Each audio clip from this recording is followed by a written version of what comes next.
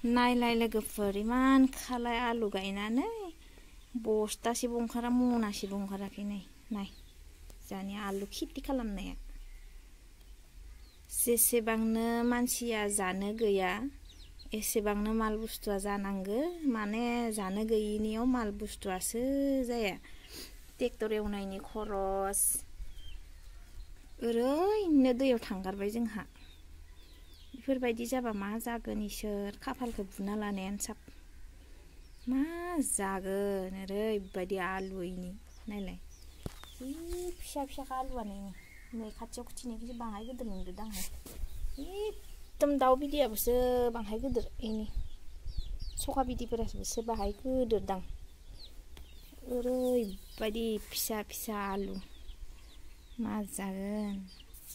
मा खेथि खालामना जागोन जोङो मालाय गोनांफोरनाव ओरैबायदि नुखायोहाय आलुआ बस्था बस्था मना मना नाथाय जोंहा नै मनासेबो जाया एसेबां आलु गायनानै